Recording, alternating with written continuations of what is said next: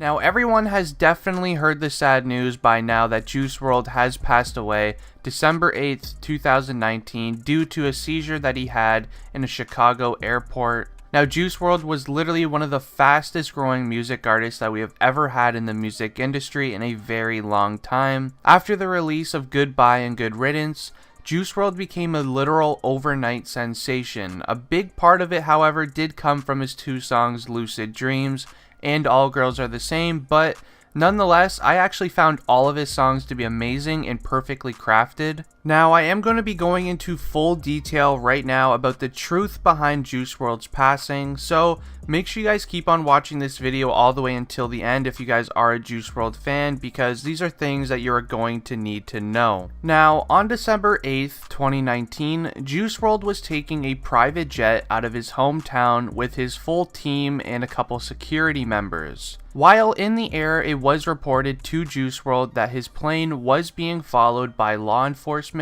and that he was actually being scouted on the airplane monitor things in every airport, so then police would know exactly when his jet landed. Now, while they were in the air, one of Juice WRLD's team members were informed about the law enforcement, following his private jet and everything, and then once Juice WRLD heard the news, he allegedly started freaking out on the plane, didn't know what to do.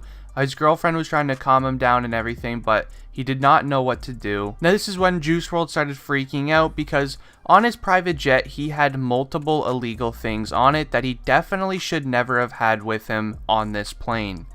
On Juice WRLD's private jet, he had 70 pounds of narcotics, 2 firearms, high-capacity ammunition magazines, and narcotic pills as well. Now, these are things that you should never have on an airplane. Does not matter if you're renting a private jet or anything. There are rules that you have to follow, and Juice WRLD should have never had these on his plane. Now, currently right now, it was reported by multiple news outlets that the real reasoning on why the law enforcement believe Juice WRLD has his seizure at the Chicago airport was because when Juice WRLD found out that his flight was being followed by law enforcement, he took all of the narcotic pills, so then the law would not charge him for having them on him as well as everything else that was on the plane. Now, yes, the plane was rented in his name, so that actually does mean that everything that was on the plane, with all of these illegal things that were on it, Juice WRLD would be taking literally all of the blame for it.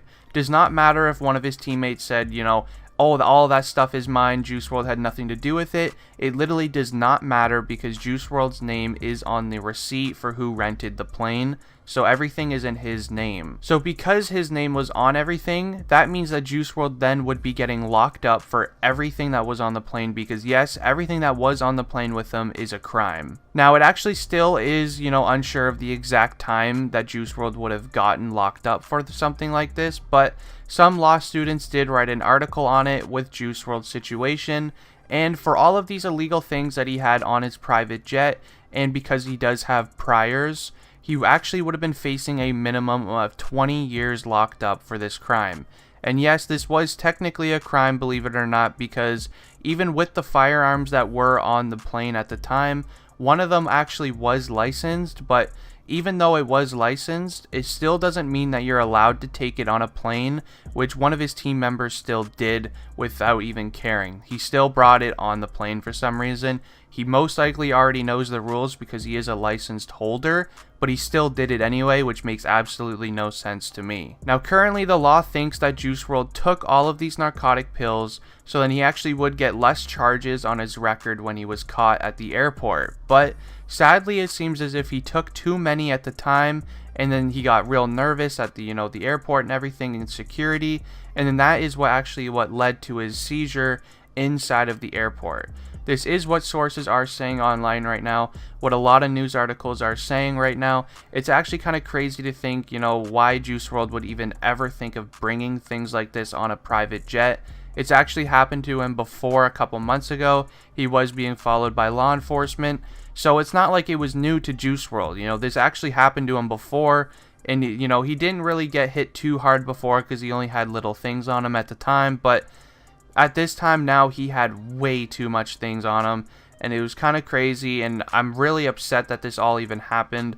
I really wish that Juice WRLD, played this situation smarter. I mean, why do you need to be bringing 70 pounds of narcotics on a private jet. I don't really understand, but it is still very sad. We did lose a legend in the music industry, and I'm actually very upset about it. But anyways, guys, I am going to be ending the video here. If you guys did enjoy, please leave a like on it and subscribe to the channel if you guys are new. It has been District Trending, and I'm out. Peace.